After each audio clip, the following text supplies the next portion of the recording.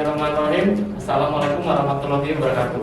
Waalaikumsalam warahmatullahi wabarakatuh. Alhamdulillah teman-teman, kita bertemu kembali ya dalam mata kuliah Bahasa Indonesia yang kali ini kita sudah masuk pada pertemuan ke-4 dan ke-5 ya, karena materinya itu agak berdekatan. Nah, sebelum itu berdasarkan RPS ya, bahwa kita sudah memasuki materi yang boleh dibilang urgent atau penting bagi mahasiswa, karena materi ini berkaitan dengan aktivitas tulis menulis ya, terutama menulis secara akademik. Nah, tulisan akademik itu tidak terlepas dari materi ketiga, yaitu tentang tata kata atau proses pembentukan kata. Karena yang namanya menulis, kata-kata yang digunakan itu harus baku ya, benar dan sesuai dengan ejaan kata-kata.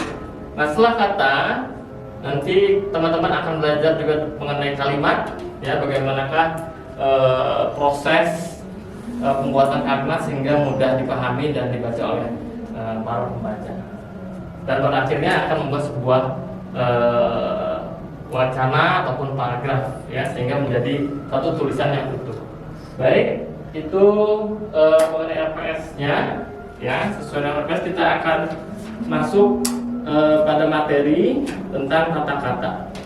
Nah, beberapa referensi yang digunakan ya terkait perkuliahan kita juga sudah banyak di sini teman-teman ya.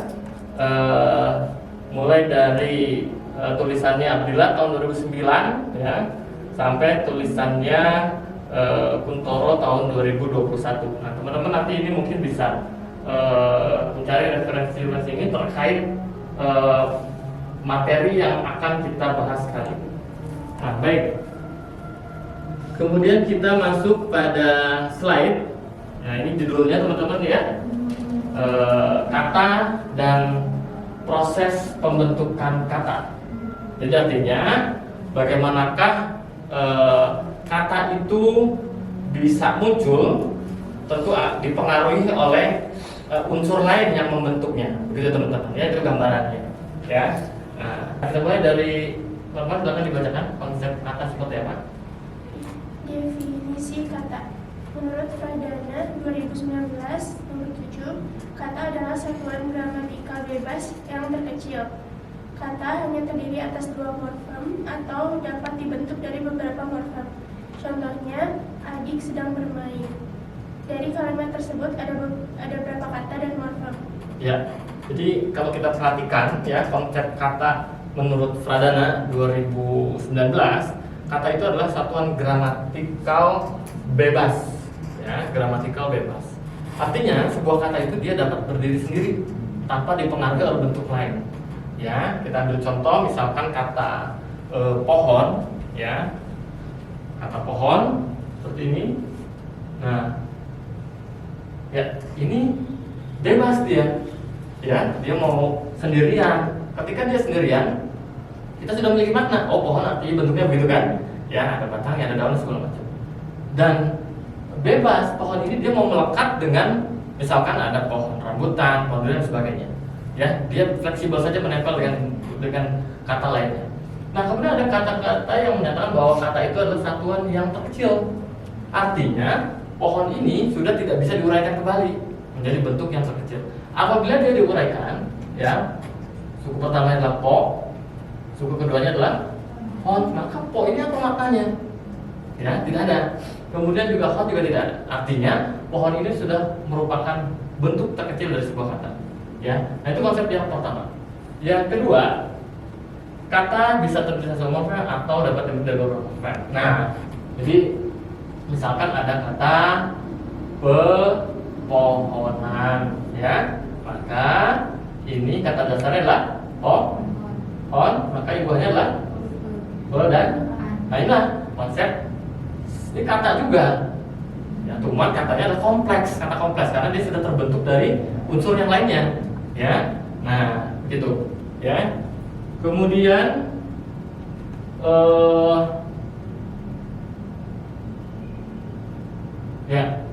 ini ada sebuah pertanyaan teman-teman dari kalimat ini. Adik sedang bermain. Kira-kira kalimat tersebut terbentuk dari berapa kata dan berapa morfem? 3. Oke, kita uji ya. Kata pertama adalah adik, kata kedua adalah sedang, dan kata ketiga adalah bermain.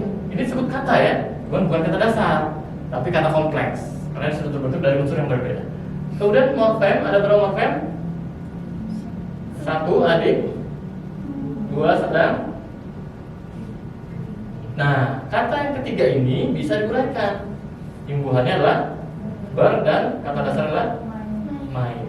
Maka morfem yang terbentuk ada dari kalimat ada 4 ya. Ini 1 dan ini 1. Nah, ini ada yang mau sampaikan teman terkait? Silakan. Ya. Dari definisi itu tadi ada kata itu terdiri dari 1 morfem atau beberapa morfem. Nah, morfem itu definisinya itu seperti apa, Pak? Dan contohnya itu bagaimana? Ya, baik ya. Nah, memang agak sulit kita memahami istilah ya kata morfem. Jadi sebenarnya morfem itu adalah bentuk ya, bentuk. Nah, jadi istilah umumnya itu adalah bentuk. Nah, maka morfem itu adalah bentuknya itu bisa terbentuk dari 1 kata atau terbentuk dari beberapa bentuk. Nah, gitu. Nah, sederhananya seperti ini. Misalnya saya berikan contoh yang lain. Nah, jadi kata morfem ini terbagi menjadi 2. Ada yang bentuknya namanya terikat dan ada yang bentuknya namanya bebas. Nah, morfem yang bebas itu adalah kata. Morfem yang terikat itu namanya imbuhan. Ya. Jadi namanya imbuhan. Nah, ini kok bisa sih imbuhan dikatakan terikat? Ya terikat. Apakah imbuhan ini dia punya makna ketika dia berdiri sendiri? Ya, saya sedang berteduh di antara pean. Jelas. Tapi kalau saya sedang berteduh di pohon jelas. Nah, itulah namanya kata. Namanya bebas dia ya.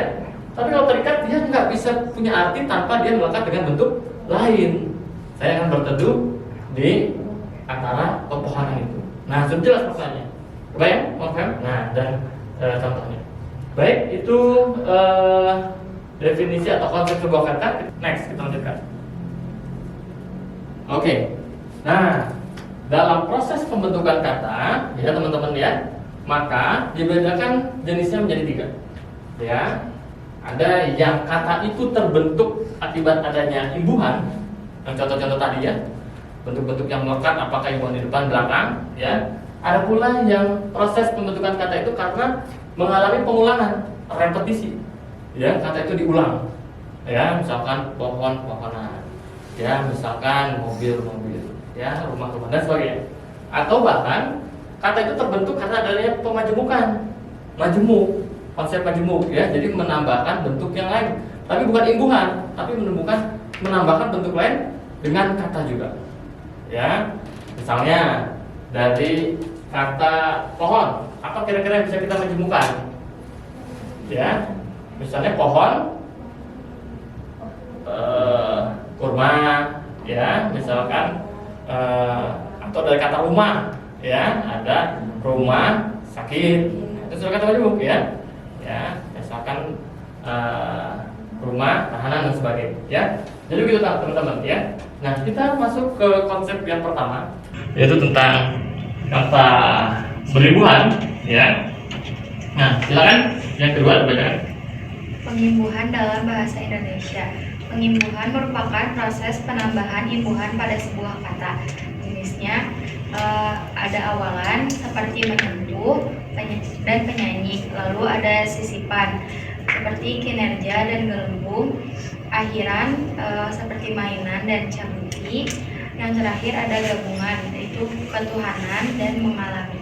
Ya, baik ya. Jadi pengimbuhan teman-teman ya, proses yang pertama. Nah, maka kita kan sering menulis dalam tulisan ilmiah kita ya banyak kata. Mungkin beberapa katanya itu termasuk kata berimbuhan. Tapi mungkin karena kita tidak bisa menguraikan dari kata berimbuhan itu ya, maka berdasarkan jenisnya ada yang memang imbuhan itu tetap di awal. Nah ini ya, me. Nah, kemudian ada pula ya yang berada di antara kata itu. Kalau kita pisahkan teman-teman ya, dikatakan sisipan, maka kata ini terbentuk dari kata dasar apa? Nah, gitu ya. Nah, jadi di sini teman-teman, ini sisipannya, ya. Nah, geser. Ini sisipannya. Maka sisipannya adalah L. Ya. Kenapa dikatakan sisipan? Ya, karena letaknya imbuhan ini tidak di awal atau tidak di akhir, tapi dia disisipkan, teman-teman. Nah, gitu ya. Jadi goyang ya. Alis yang terakhir jelas, yang namanya akhiran pasti ditaruh di belakang. Kemudian ada juga yang imbuhan itu terbentuk karena kata dasar dilengkapi dengan imbuhan depan dan belakang. Ya. Kata ketuhanan itu terbentuk dari imbuhan, kean dan kata dasar. Nah, gitu. Ya. Jadi kita harus mengenal, ya, karena imbuhan-imbuhan ini juga berfungsi menjadikan sebuah kata itu mana yang benar, mana yang salah, atau yang dikenal dengan kata baku, sehingga tulisan teman-teman dalam menulis artikel ilmiah juga semakin baik. Nah, gitu ya. Sekarang kita masuk ke bentuk-bentuk yang tidak mengalami peluluhan. Silakan. Sebelah situ dulu, bacakan. Namun, hal tersebut tidak berlaku apabila sebuah kata setelah huruf A, T, P, S-nya adalah konsonan. Artinya, kata tersebut akan mempertahankan huruf pertamanya. Contoh, me tambah kristal, transfer, P tambah protes, standar. Kita ada diskusi, ya. Kita lanjut ke sini sebelahnya, silakan dibacakan.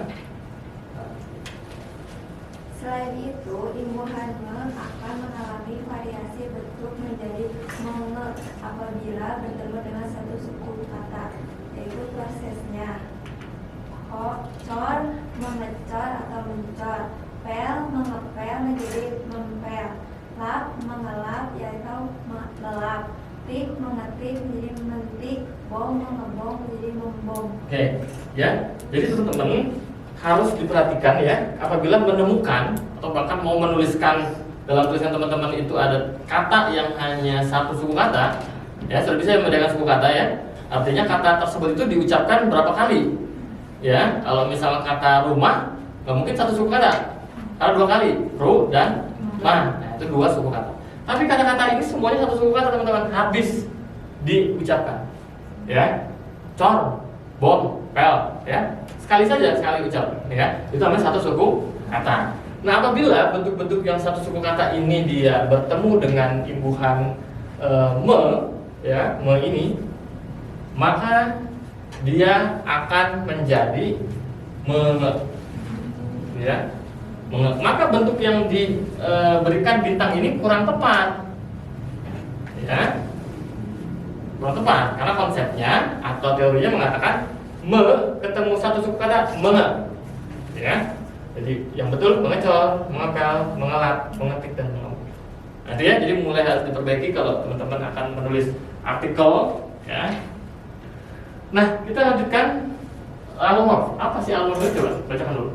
Alomorf imbuhan ber apabila suku pertama sebuah kata terdapat r dan kata yang berawalan huruf r, contoh kerja, renang, bekerja, berenang. Hampir semua kosakata, contohnya kalimat, cerita, diskusi, berkalimat, bercerita, berdiskusi, hanya ada satu kata yakni ajar atau belajar. Ya, oke. Baik teman-teman ya. Jadi kalau alomorf ini adalah variasi bentuk, ya. Sama tadi kayak me, imbuhannya satu me, maka dia punya alomorf.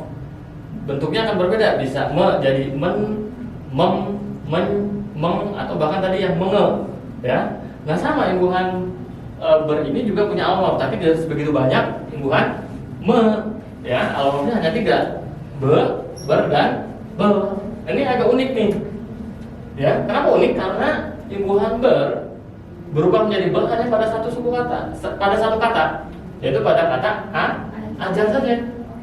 Sulit kita menemukan kata lainnya atau kata tandingannya, ya. Nah, gitu ya. Sementara kalau yang be dan ber ini juga cukup produktif, ya. Nah, kalau ini agak mudah teman-teman. Kira-kira bisa membedakan kenapa ber itu berubah jadi be atau bahkan tetap menjadi ber. Nah, ini teorinya. Kalau sebuah kata, ya itu suku pertamanya itu ada ya gimana sih Anda menemukan itu atau bukan? Ya sebut aja kata itu. Gimana cara pronunciation-nya, ya? Nah, misalnya kata kerja, Anda ngebacanya gimana? Kerja dua, ya beda dengan keringat. Anda baca gimana? Keringat kata dasar. Keringat, bukan kan? Bukan ingat salah. Nah, artinya walaupun dalam kata tersebut itu sama-sama ada dan tapi pengucapannya atau penyebutan suku katanya itu agak berbeda. Ya, satu ini dan ini ke. Ya.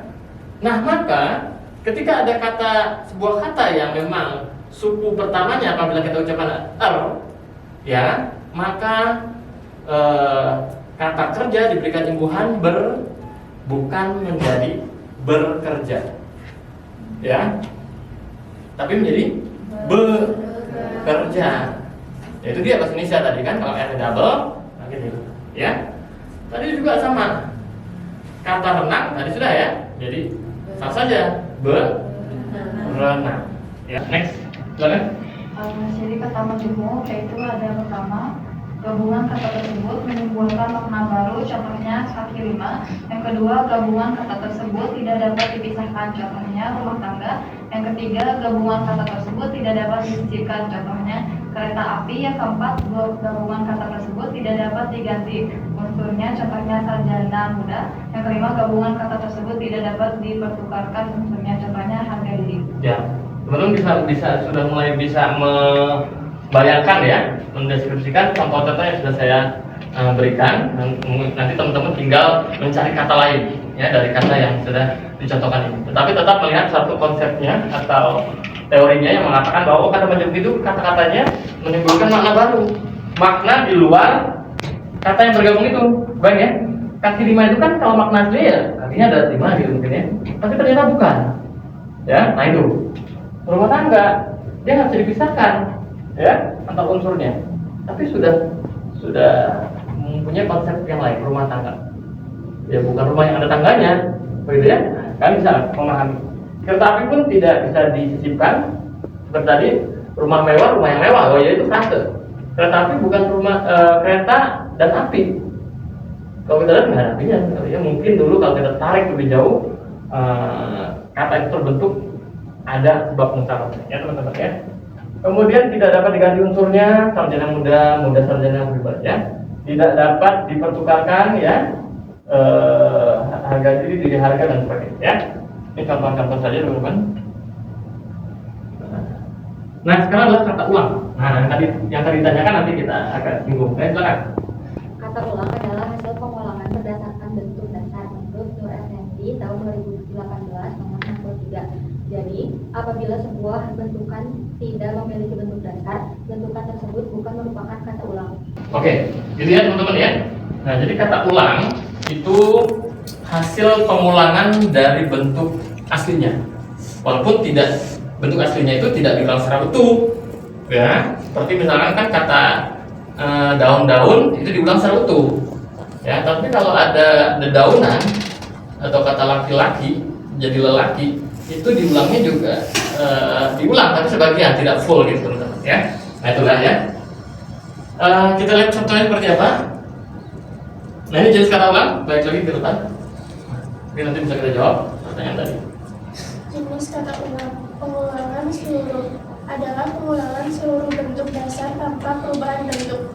Contoh, rumah-rumah, bukit-bukit, perkantoran-perkantoran. Pengulangan sebagian adalah proses pengulangan yang hanya mengambil beberapa bentuk dasarnya. Contohnya, tetamu, lelaki, tetangga. Ya, itu ya. Jadi kalau kita lihat prosesnya teman-teman ya, maka kata rumah ini terbentuk ya akibat diulang secara penuh. Ya, sama dengan bentuk aslinya. Ya, jadi diulang dengan bentuk aslinya ya bentuk kompleks ya, diulang lagi. Tapi ada juga sebagian, dia mengambilnya hanya sebagian. Ya tadi ada tamu, jamu, daun, ya dedaunan, langit, tangga dan sebagainya. Kok bisa? Jadi kan berasal dari kata tangga, ya, itu teman-teman. Ya. Nah kemudian ini jenisnya ya teman-teman ya. Sekaligus mungkin punya makna dari kemunculan afiks ya dari kata itu. Silakan dibaca. Jenis kata ulang ada pengulangan dengan afiks adalah proses pengulangan bentuk dasar dengan menambahkan imbuhan. Contohnya kekanak-kanakan, mobil-mobilan, membungkuk-bungkukan. Lalu ada pengulangan perubahan bunyi adalah proses pengulangan yang mengubah bentuk dasarnya dengan fonem tertentu. Contoh bolak-balik, sayur mayur. Ya, nah baik teman-teman ya. Nah kalau tadi ditanyakan kata berlarian dengan berlari-larian, maka kira-kira tergolong yang mana? Pengulangan yang mana? Yang dengan afiks ya. Karena kan tadi kan berlari-larian sama ini ya konsepnya, ada ke-an-nya, lari-larinya di sini ya. Nah kalau pengulangan yang berubah bunyi ya, maka dia dari kata aslinya itu agak berbeda, tetapi ada yang bagian yang mirip yang masih ditonjolkan. Nah kata asalnya kan balik ya, jadi bolak-balik. Kata asalnya kan sayur, tapi masih ada yurnya juga ya. Itulah konsep pengulangan dengan berubah. Nah saya kira itu ya konsep pengulangan. Silakan ada pertanyaan sebelum kita masuk ke kuis teman-teman ya. Kuisnya bisa kita kerjakan ya, akan saya kirimkan link kuisnya teman-teman. Ini sudah saya kirim ke siapa namanya, Fatma ya. Silakan Fatma dan teman-teman lain dikerjakan. Oke. Yang pertama, nah ini ya, ini dari 100 soal ya, dari 5 soal yang nilainya 100 ini ya. Namanya mana? Oh Haifa ya, Haifa 100 ya, kemudian ya yang 100 hanya 1 ya. Nah kita sekarang bahas ya, bahas di mana letak kesalahannya teman-teman. Oke. Nah ini grafiknya teman-teman ya. Jadi yang lebih banyak jawaban benarnya ini ya, ada 3 ya. Oke, kita bahas soal pertama ya kan teman-teman ya. Kita bahas soal pertama. Wah ini hampir semuanya benar ya, hanya 6 tapi yang betulnya dari 8 orang. Nah pertanyaannya ya, pemerintah stop sementara pengiriman TKW ke Malaysia. Nah, maka pertanyaannya, tulisan bentuk kata yang salah adalah, ya jawabannya adalah stop. Nah, jadi yang kurang tepat adalah STOP. Ini kata tidak laku. Seharusnya yang bapak adalah kata pakai stop. Nah, gitu ya. Pakai stop. Karena ketika diberikan imbuhan ya, ketika diberikan imbuhan itu diberikan imbuhan maka hasilnya bukan men-stop. Nah, ya tadi yang konsep tadi ya, melainkan stop. Nah gitu, menyetop ya, maka yang baku adalah stop bukan stop ya.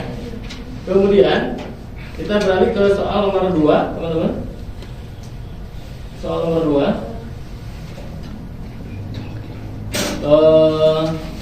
ini juga hampir benar ya, banyak yang betul teman-teman ya. Dari 8 orang 7 yang betul ya, menjawab benar ya.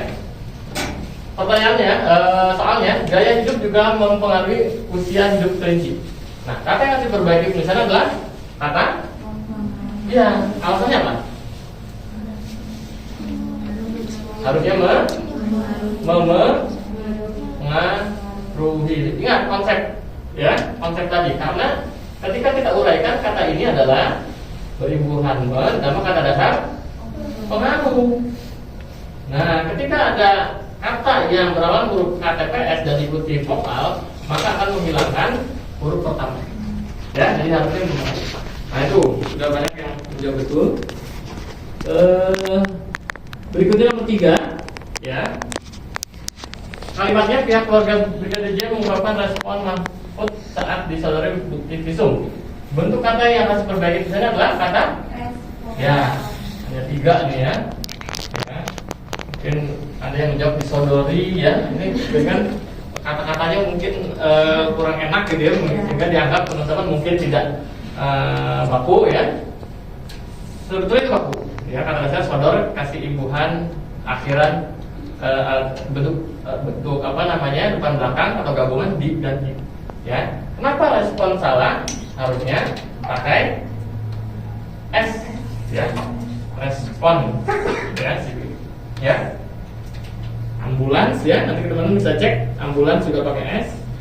Terus kalau ini pertanyaan pilihan ya, oh ini hanya 4 nih, seimbang nih ya.